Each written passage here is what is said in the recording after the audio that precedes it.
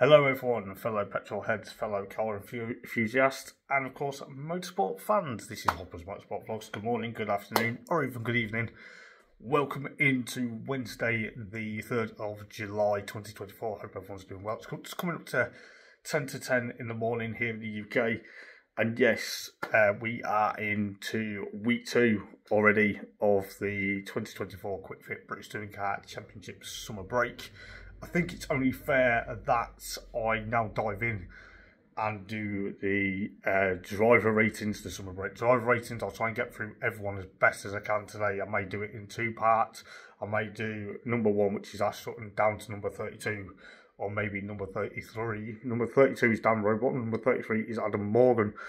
So I may try and get down to them. It depends on how quickly I can rattle everyone's driver. But I'll probably do, up to Dan Rowbottom, which is car 32. Our pal, Mr. Dan Rowbottom. I'll do up to Dan Rowbottom, and then I'll do part 2 maybe later on today, or maybe tomorrow, or even this time next week. We'll see how things go. But yeah, if you don't know who I am, I'm Hoppers. I'm the voice and face of Hoppers Motorsport Vlogs. You may see me on Facebook, Instagram, X, formerly known as Twitter, and Threads, and of course TikTok. But yeah, let's get into the driver ratings then for the class of 2024. It's going to be a bit of a really painful one to do for some drivers as well. But hopefully you guys will stand by me and maybe agree with what I'm going to say here. So obviously number 1 is of course reigning champion for Napa Racing UK. Of course that is Ash Sutton. Yes, that is right.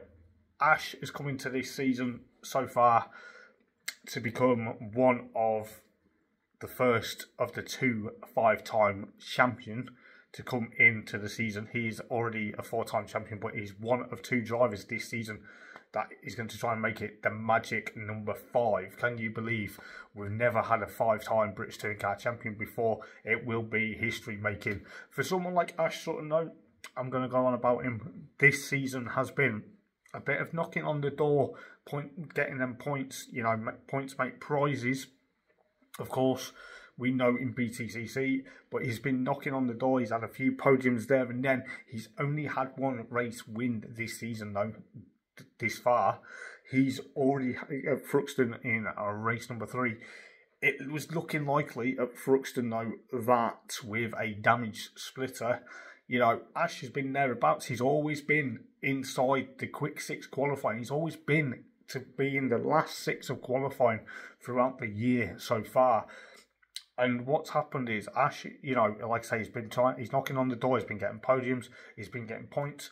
But he's only had 1 race win. And I'll tell you what, after race 2 at Thruxton, when the splitter broke, he was really worried, thinking the team aren't going to fix it. He isn't going to go out to go out and potentially go and race the final race, which could have easily been a complete disaster, because it would have been his first no finish of the year, or his first non-start of the year. And I think that shows the calibre of Ash Sutton to try and say this is where he wants to be, to become a 5-time British Touring Car champion. However, at Alton Park, yes, okay, Alton Park, bit of a podium in race 1, loose bodywork in race 2, which gave him the meatball flag, the black and orange flag. They called him in to remove the flappy rear arch, which ultimately they paid a price for his teammate Dan Rowbottom in race number 1, because Dan had that problem in race 1 where the rear arch was flapping. They gave him the black and orange flag, and Dan completely just thought, why should I pay? It's 3 laps to go. There's no point sending me back out. I'm not going to fight for points, and ultimately, regrettably, it gave him a 30-second penalty. We'll go on about that when we get to Dan Rowbottom later on in the list. But for me, for someone like Ash, who also then had a wheel arch issue, a front wheel arch issue in the inner wheel arch issue in race 3, which ultimately cost him dearly. He slumped down into 3rd in the points going into the second half of the seaon. You know, he's only had one race win. Okay, being consistent, I'm going to give him a 7 out of 10 purely because of consistency. But he needs to now push on. He needs to literally try and either get 5 more wins better than his title rivals. That is his title rivals within Tom Ingram and of course Jake Hill. You know, we'll go on about Jake later on in the list, but I'll give Ash a 7 out of 10 purely because he's been knocking on the door and he's been getting points and he's been, you know, he's had them 2 disasters in Alton Park with loose bodywork and potentially things going wrong. So ultimately, you know, it gave him a slow puncher in race 3 with that wheel arch, and he had to push on with that, you know. And ultimately, for someone that wants to become a five-time champion, exactly, I will give him 7 out of 10. Up next is number 3, Tom Chilton, the first of the Accelerate Hyundai i30N fastbacks. Tom Chilton is, I think he's about 39, maybe 40 years old now. For someone that started his championship back in 2002 at the tender age of 17, Tom's had a bit of a weird season so far. You know, I think what's happened, you know, with multiple engines let go. You know, he had one let go at Thruxton, and then he had one let go at Alton Park, and then ultimately a fire extinguisher issued before race 3 made him not start the last race of the day. So Tom's had a bit of a disaster. You know, he got a qualifying of 4th place at Alton Park last time out. You know, he's trying to obviously, you know, in what's now his 3rd season, I believe. His 3rd season at Accelerate. You'd think it'd be a bit more plain sailing, wouldn't you?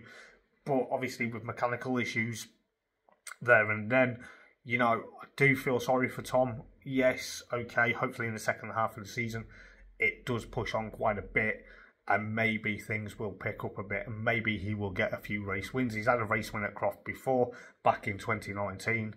So, you know, maybe who knows what will happen for the driver from Surrey. Basically, I'm going to give Tom around maybe 4.5 out of 10 purely because it's just been a bit the car's been letting him down a bit throughout the season. So you never know what may happen for Tom going into the second half of the season. Maybe he will pick up and maybe things will get better from there on then.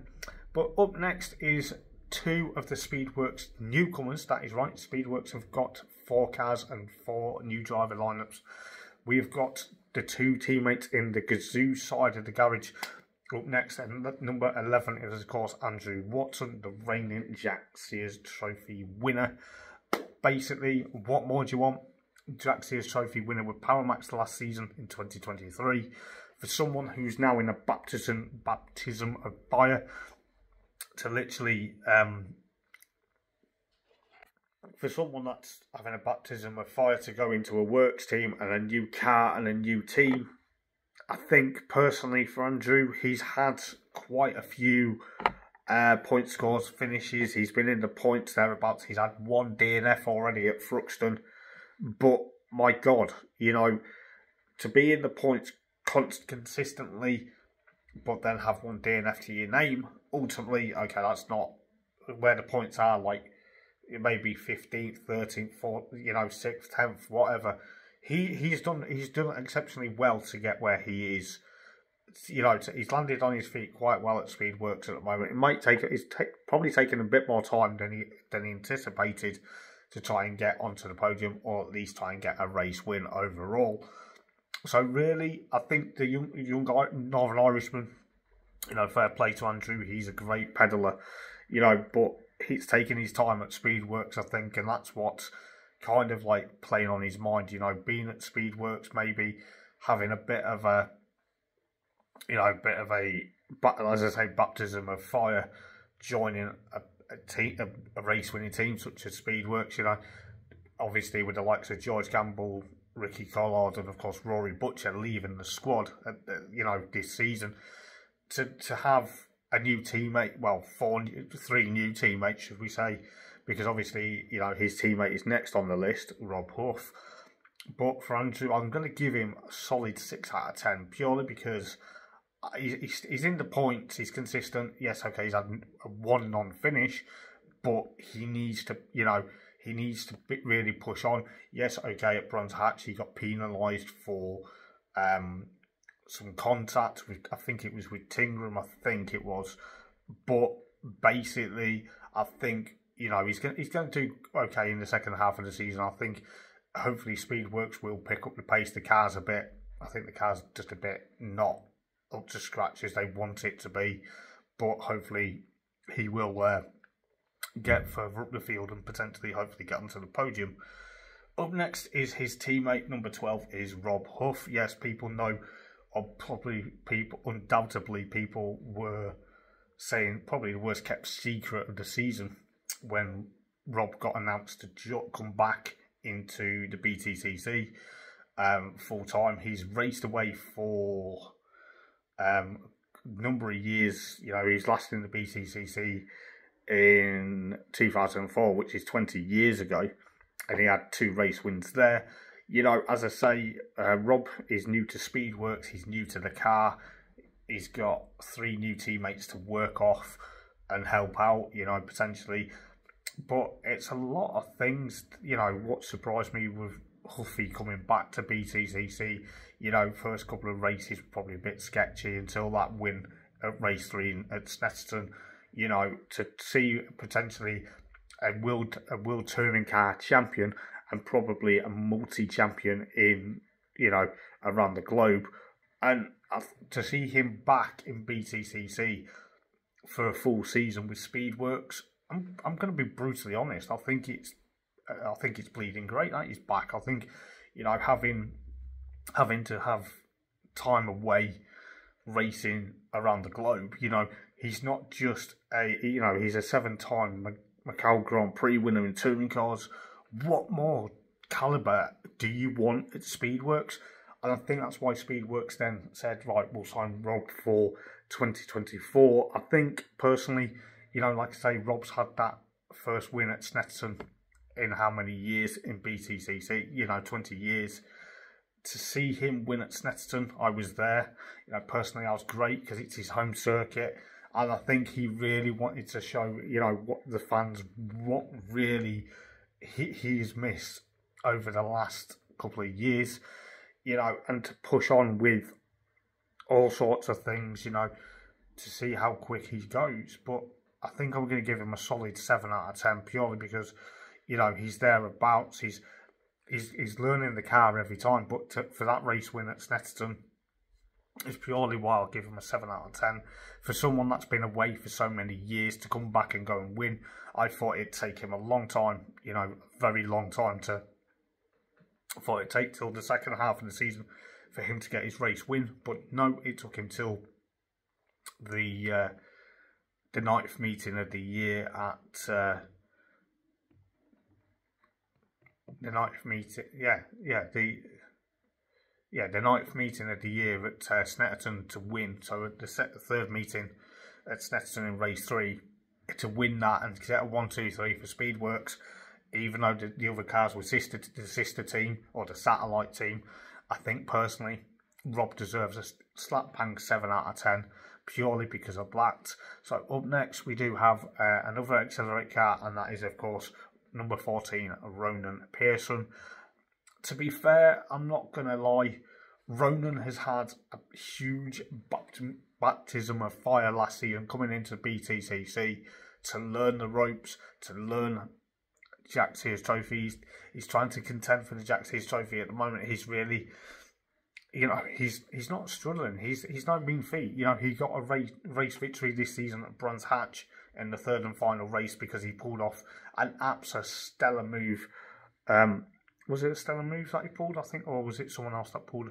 But he pulled a very great move to go and then gap the whole, pretty much the field by quite a bit of a couple of tenths of a second. And I'll tell you what, for the young Scotsman, I think he is really, really becoming a big potential for hopefully more race wins in the second half of the season. You never know what happens in BTCC. with the tyre rule, the hybrid and the quick six qualifying, I think personally Ronan needs to just knuckle down. It would be nice to see him on the top step of the podium at his home event at Knockhill in August. Personally, I think, that would give him a bit of a morale boost and say, look, I can win on home turf as well. He was marginally close to winning on home turf last season if it wasn't for Tom Ingram, but there you go, the rest is history. But I'm going to give Ronan a slap 6 out of 10, purely because he's got the pace, but purely because, it is argumentably the toughest championship, but to get a maiden win in the toughest championship out there, I think he deserves the 6 out of 10, personally. Up next, of course, is number 16, Aidan Moffat, driving the LQK with Synetic, the satellite team of Speedworks. For Aidan, I'm not going to be judgmental, but he's had so much mechanical issues. He's had the boost pipe come off. He won the reverse grid race at Donington Park early in the year. I think personally, for someone that's won a race already and then it just wins a race this year and then it's gone disaster. Okay, you got a podium at Snetterton, but he's had a podium there and then, but for the boost pipe to come off and stuff like that, and to then become very vocal on his social media about things like that, personally, I don't think the car's working for him. I don't think the car suits him. I don't really think the attitude's there as well. I can see the attitude being a bit of like, oh, this is that. I'm not going to mock Aidan. I'm not going to mock any driver, just to get that out there. But when I've seen Aidan's attitude on social media and how he puts it across what's been going on, I don't think he's in a happy place with that car at the moment. That car needs to be sorted as soon as possible, because if it doesn't get sorted as soon as possible, he's going to want to say, you know what, I've had enough of this shit, excuse the language, but he's probably going to say, I've had enough of this, I can win races, I can get on podiums, but when it goes wrong, everything just seems to just not there. So I'm going to give him a solid 4 out of 10, purely because of that. I think because of mechanical issues and obviously a few what if moments, should we say, but it's 4 out of 10. People might disagree with me, but let's see what happens in the second half of the season. Will Speedworks get to the bottom? Will they find out why that boost pipe keeps going? Will he project a lot of things? Because for Aidan, he deserves to be in the BTCC, but I think he's kind of worrying or contemplating, thinking, why is this happening to me when we've got potential? So there you go. Number 18 then is, of course, Series Debutant, or Series Full-Timer this season, the first of the full-timers in the BTCC, and that is, of course, Unlimited Motorsport with Duckham's and Bartacard, I believe it is. That is Daryl DeLeon. Yes, that is right, Daryl DeLeon, the lad who made his debut at Croft in the BTCC for Team Hard last season.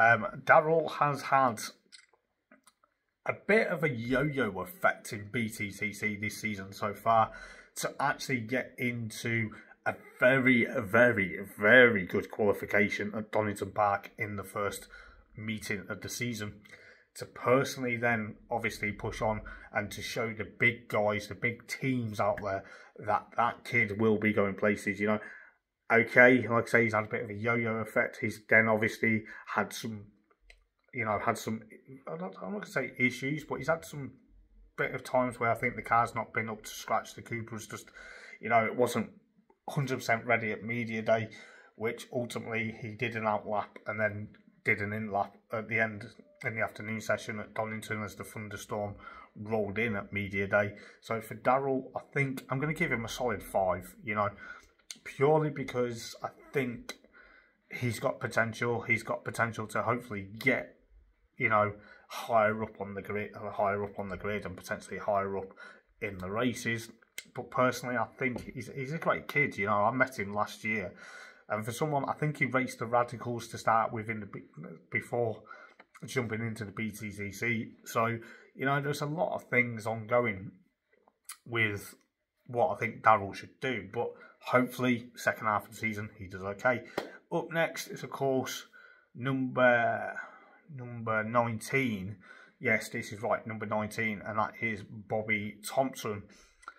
I don't know where to start, and I don't know how I'm going to end or begin this one, but please bear with me. For someone that's come back to the BTCC at the third meeting of the season in the fourth WSR run BMW, to then unfortunately have financial constraints to put the brakes on that when the deal was in place to say, yes, I'm going to be racing for the rest of the season, but then funding has then hampered him. You wonder what's gone on. You know, I can't really say much what I think what has gone on, because it's not the place and it's not the time. But he got a podium. He did very well at Snetterton in the Zeus Cloud BMW. Personally, I'm going to score Bobby an NA, so no further action, no action. You know, I'm not gonna score him, because he's you know, okay, he's raced 3 races this season, but we were hoping he was going to be back in the car for, you know, from Alton Park. Let's hope he's back out in the car for Croft onwards, because that car did look nice and it did look the business. He did feel at home. He did well at the test session at Brands Hatch early this year. But for Bobby, I'm not going to score him at all. I know people might think, why not? Well, because he's only done 3 races, it's very difficult to score, especially with what's going on at the moment surrounding him and that car.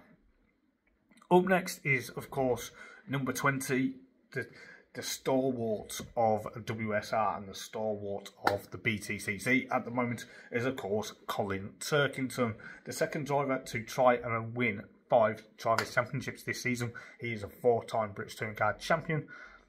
I'm going to be brutally honest about Colin.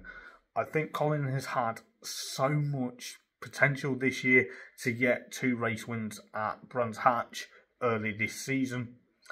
And obviously an absolute shocker of a time at Alton Park last time out. Personally, you know, I'm going to be honest, Colin needs to pick up the pace. Colin is a very quick racer. He knows how to win races. He knows how to win championships. But there has been some stuff that's gone wrong. I can't pinpoint and I can't pick and I can't really explain how I feel about Colin Turkington at the moment. I feel like there's a lot of things riding on Colin this season to ultimately to become a 5th championship champion. You know, like I say, 2 race wins at Brands Hatch early this season, and then ultimately clutch failure in race 1 at Alton Park, to then have some point getting to the point, but then to be spun out and recover to, I think it was 16th and maybe 18th in race 3 at Alton. It's not what he really wants. He's ultimately down in 6th place in the standings at the moment. And you think, Jesus Christ, you know, for someone that wants to, you know, one of the 2 drivers that can win a 5th title, I don't think we're going to see it from Colin this year. I don't think we're going to see that resurgence. Hopefully at Croft, because he goes well at Croft, he will do it. Hopefully he goes well at Croft, you know. But I'm going to give him a 3 out of 10. I know that sounds a bit low, and I know it might sound blunt, but a 3 out of a 10 because he's had 2 race wins and then he's had issues. I don't know what it is. Is the car not going right for him? Or is it just he's getting outshined by one of his teammates? And we'll get to his teammate very shortly. Up next is, of course, number 22, and that is Nick Halstead. For someone that obviously brings Mr. Crazy Cat himself, brings the Crazy Cats to the BTCC to provide entertainment for the fans, Nick has had so much bad luck. You know, he had a frightening crash at Thruxton towards the end of the race in race number 3, and it's just, I don't know what it is. I can't really just say because he's running towards the back of the grid, that's a bit unfair. You know, to see what Nick brings to the BTCC, you know, and gives his own insight. I think, you know, the car looks great. The delivery looks fantastic. Nick's a great racer, but I feel like there's a bit more potential for him. Maybe the likes of Tingram, Tom Chilton, Ronan can help him out a bit and say, come on, mate, let's try and get your car to work out as good as our cars. I feel like Nick's a bit, I think, obviously, he missed the last race 2 and 3 at Snetterton due to illness. So really, there's a lot of things that has hampered Nick's probably potential this season to try and get Jack Sears honours and try and get, a couple of point scores there and then. But I'm going to give him around about 3.5 out of 10 this time. But then again, these are my own views. Don't shoot me. Don't tell me off for it. These are my own views and opinions. Up next is, of course, number 24. And that is, of course, current championship leader. And, of course, 5-time race winner this season already. And that is, of course, Jake Hill and the Laser Tools BMW. How do we feel about Jake Hill? I'm going to be brutally honest here. Jake Hill, from the get-go this season, is kind of the ones like Ash Sutton, Tom Ingram. Them three. I've picked them three. That they're the ones to go. The guys that really, really want to push for the title this season. The young guns are coming to play. I'm not going to be funny, but for Jake, he's had a great start to get 5 race wins already. Okay, one was because of an exclusion of Tom Ingram at Thruxton, but to have 2 race wins at Snetterton, and then to have a race win at Thruxton, and then a race win at given to him because Tingram got penalised, and then of course the third race at Oulton Park, where he stopped Mikey Doble from getting his maiden race win. For someone like Jake to become championship leader, to have 5 race wins and 4 more over Ash Sutton this season, seems to be, could this be Jake's year? I'm going to give him a solid 10 out of 10 because he's been consistent. He is looking likely he could potentially, if the second half of the season goes well for him and Ash has more issues, then we could see Jake getting his hands on that championship trophy. He is one, and he's been a bit of a dark horse recently. He won the Saturday races at the Superpower event at Brands Hatch over the weekend. Sadly, Sunday he couldn't take part because the owner of the Nissan Primeras withdrew all 3 cars for Sunday. So, Jake is on the money. Jake is on the pedal. I don't know how he's doing it this season. He's obviously wanting it. So, yes, like I say, 10 out of 10 for Jake Hill. So, yeah, we'll see what happens. Up next is number 27 is Dan Camish, the second of the Napa Racing UK team. For Dan Cam, personally, he's been making stuff want to be working. This time last season, I'll be brutally honest, I thought, he was thereabouts, but then there was a lot of things, and I can't believe exactly what we've seen over the last couple of meetings. He's been on the podium. His podium streak pretty much nearly ended at Oulton Park, but he still managed to do it. For someone like Dan Cam, I'm going to be brutally honest, he deserves an 8, purely because he's been on the podium thereabouts over the last couple of meetings. He's obviously working to get that Focus ST, the 27 machine, to work it quite well. But I tell you what, solid 8 out of 10, purely for Dan Cam. Next time out at Croft, they got the 1, 2, 3 last season. Will they emulate that? You never know. Up next is number 29, and this is a complete new driver to the BTCC grid, and that is, of course, Scott Sutton for Restart Racing. Scott is having a bit of a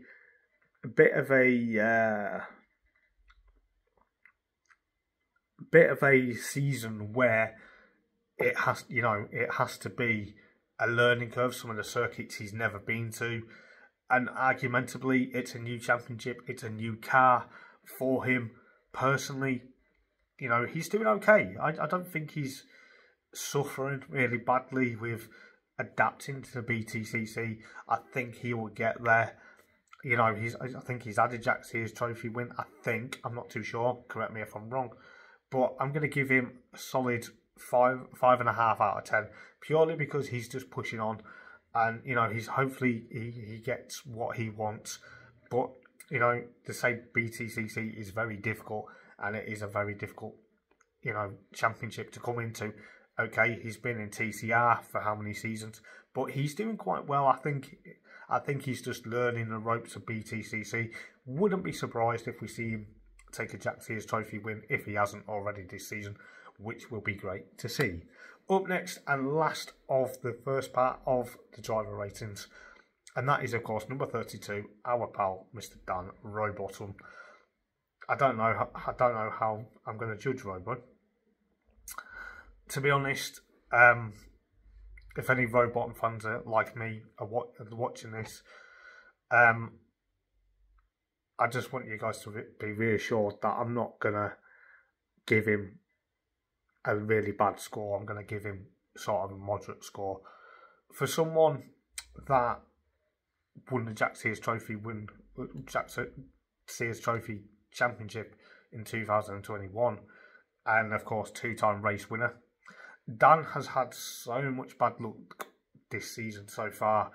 It's been a really horrendous for the driver from Kidderminster. You know, Robo has had so much bad luck. It's unreal. It's absolutely unreal. I don't know what's happened. I don't know whether the car's just not up to scratch or whether the car just isn't playing ball. But he's had so much bad luck where he's been caught up in so much bad shit, you know, excuse the language. You know, he's had so much shit go wrong. You know, he got caught up with Bobby Thompson and caused a puncture at race 3 at Snetterton. And to be not, you know, to then have that 30-second penalty given to him because of, you know, ignoring the black and orange flag in race 1 at Oulton Park, ultimately cost him dearly. Yes, okay, it dropped him down to 15th, but it made him have 1 point. But you know, he wanted to put a really good show for the fans, and recently it's just not been great for him.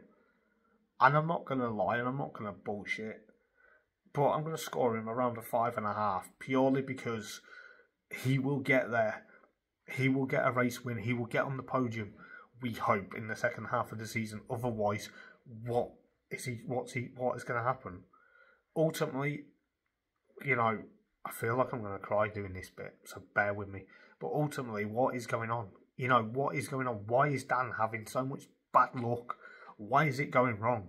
You know, I can't justify exactly what's happening or what is going to happen.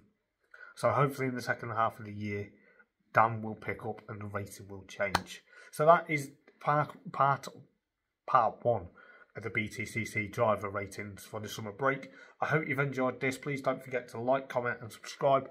If you don't agree with my ratings or you've got anything to say about my ratings, please do stick it in the comments. I'd love to hear your thoughts. Who do you think is going to be getting there in the second half of the season? Are we going to see Jake Hill get a bit of a resurgence, or are we going to see the likes of Sutton trying to stop him? Are we going to see Tingram stop him? But yes, I will do part 2 sometime over the weekend, or even next week. Speak to you in a bit, guys. Take it easy. Ta-ra.